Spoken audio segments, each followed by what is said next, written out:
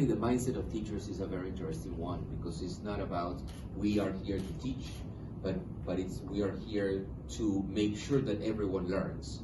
Because I mean, in the framework of the policy of differentiated learning, all teachers had ideas on what to do in order to support children who are struggling. So really worried about making sure that all kids within the classroom will learn. And that's something extremely important, but because we don't see that in other countries. Right? We say that, well, the teacher goes, teaches, and then some kids will learn, others will not, and that's it. Right here you see a clear sense of purpose of teachers and a clear understanding of their mission, which is that all children in the classroom should learn. So that's something that is extremely important. So I mean, that transition towards now being much more worried about the quality of education is something that Ghana has made a lot of progress. Two thoughts regarding secondary education.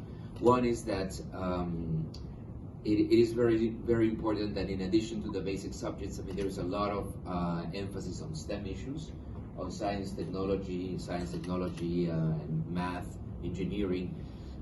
Both, I mean, in terms of, in general, making sure that all children have an interest in science, but in particular, there's an interest of changing the mindsets regarding the role of girls and the role of women.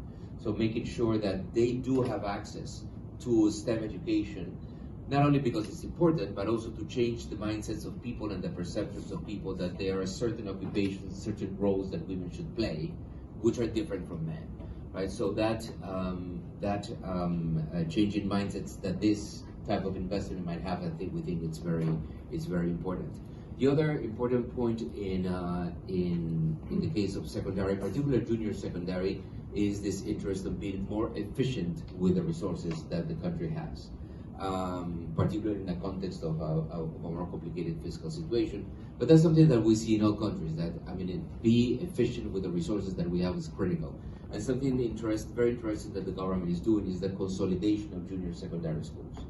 I mean, in the case of primary, that the bank does not put conditions. The key point for us is to improve the quality of the training and the research that's happening in the centers. On your first point regarding the closing of the gap of education finance, but the investments of the bank, which as I was saying, are coordinated and have to be decided jointly with the country, are more than thinking of, okay, there is a gap to close, because I mean, because it's better to spend 15 to 12. It's saying, what are we going to do with the resources?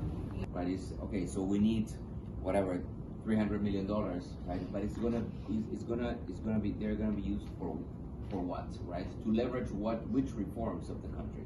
And remember that usually, I mean, external financing will never be, it's always a small fraction of what's spent on education in a country, right? Except for a few specific circumstances of very small countries, or countries who are in a fragile situation in which the state is not operating well. In all other cases, and obviously in the case of a country or a larger country like Ghana, most of the expenditures are domestic expenditures. The investments of the multilaterals are relatively are much smaller in comparison to the domestic resource mobilization.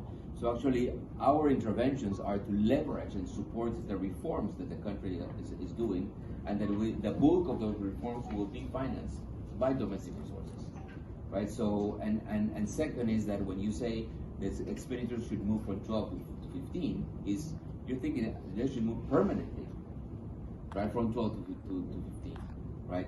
So it's not like, okay, so now we're going to decide that the government will decide that the World Bank or any other multilateral will be the one funding permanently expending and closing that gap. That doesn't make sense. What makes sense is that eventually, if the intention of the government is to reach that 15%, if that were the case, then one has to increase the tax base such that one could cover one and reach those expenditures in a permanent fashion.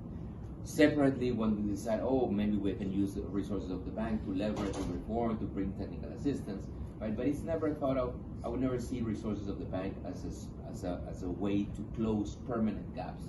Permanent gaps must be closed by domestic resources, and domestic resources is domestic resource mobilization, which implies making sure that you have the tax base and the tax collection in order to finance education. should be giving those young people the opportunities in order to have the basic skills and the foundational skills and the technical skills that they will need if they want to engage in the labor market. So we must invest in secondary. We must invest in technical education. At the same time, other people will say, well, no, we should prioritize foundational skills, because foundational skills are actually are the layer over which are the bricks over which the other parts of the building will be built. You must have the foundational skills of literacy, numeracy, social-emotional skills, because that will define then your ability to acquire all the other competences that you need. So that will be the argument to invest in foundational learning. So, so the conclusion is that, I mean, the Ministry of Education has to move simultaneously on all fronts. But we cannot say, well, we prioritize the 8-year-old and not the 17-year-old. We cannot do that, right? Because that 17-year-old requires opportunities, and that 8-year-old, I mean, is a key of primary for several reasons. One is